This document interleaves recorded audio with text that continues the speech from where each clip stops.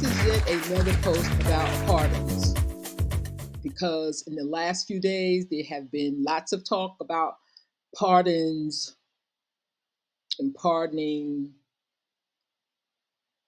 and probably the only person who was pardoned that deserved it was Leonard Peltier. Peltier, and of course there are lots more people who can stand to be pardoned. Mumia Bia, Mumia, let's just say Mumia. You know who I'm talking about. So people are excited about Biden pardoning Marcus Garvey from something that happened in the early 20th century. What did Marcus Garvey do? Marcus Garvey was all about the uplifting of the black race. Now, if there was nothing wrong with that at the time, black people should have been uplifted by now. But no, they had to find a way to make him the bad guy, and they did. They charged him with mail fraud, tax evasion. He spent time in jail.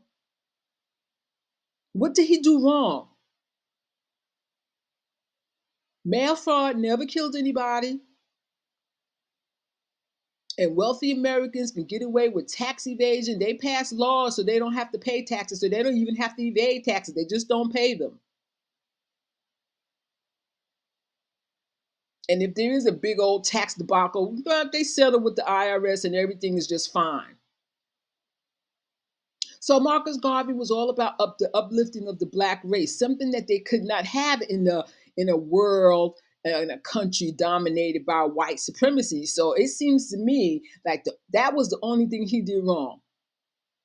So it's like it's a nothing burger. It's nothing. It doesn't mean anything. How does Marcus Garvey being pardoned for um, mail fraud in the 20th century help any black person now in the 21st century?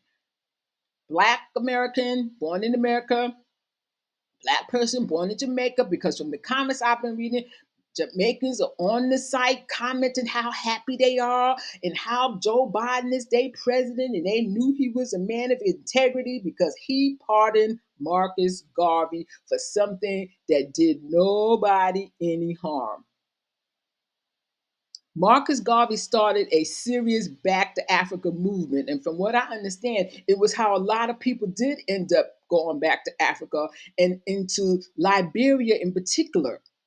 That was the country that black people from America who had been formerly enslaved decided they was going back to Africa, and they went to Liberia. Which is why if you go to Liberia today, you find lots of Africans with American sounding surnames. So people all excited about Marcus Garvey being pardoned, and it does nothing to help people, to help black people. Most Americans don't know who Marcus Garvey was. And it's so and the people who do know who he was, who claim him, he was one of my countrymen. He's from Jamaica. And yeah, Marcus Garvey. How are you benefiting from it? What? It just makes you happy. It just makes you feel good. Because there are lots of people who are innocent of things that they are currently in prison for. They're the ones that need to be pardoned. No, they shouldn't even be pardoned. They should just be let go. But still, they languish in prison over some bullshit, over some bullshit charge, a non-violent drug offense. As with the Maryland, that huge Maryland cannabis pardon. In case you didn't know, a portion of the 175,000 were dead people, which begs the question: how many of the people pardoned were dead people? How many of the people pardoned are still living? When I posed the question to the person who brought up the Maryland cannabis pardon to me, is when I first heard of it. When I asked him, I said, "Do you know anyone who benefited from this Maryland cannabis pardon?" No response. He has nothing to say. But everybody, and he's one of the people that's excited about Marcus Garvey being pardoned also. Like, again, What does that mean? What does that mean for the living? Because somebody who's long since been dead has been pardoned for something that wasn't life threatening, didn't hurt anybody. They needed to portray Marcus Garvey as a bad person. He was a threat to the system of white supremacy. Up, you mighty race. That was his slogan. He was a threat. He was a threat. He posed a threat to the narrative, and the best that they could come up with was mail fraud and tax evasion, of which he spent time in prison for. Marcus Garvey did a lot of great things. I know what he did. So, wherein lies the thing he needs to be pardoned for? When you have people being pardoned for doing obviously wrong, bad, and vile things, they're pardoned when they deserve to be in prison. That's how it works for the wealthy people. They get pardoned for bad things they do. So when they get pardoned, you know they're guilty of it. But then you have that contingent of people who deserve to be pardoned because what it is they're being in prison for is some bullshit.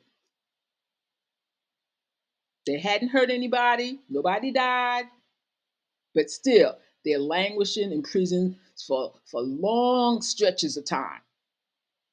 Nobody's pardoning them. Just the bad people who are guilty of their crimes. They're the ones being pardoned. Pardoning makes no sense if it's not done in a fair way.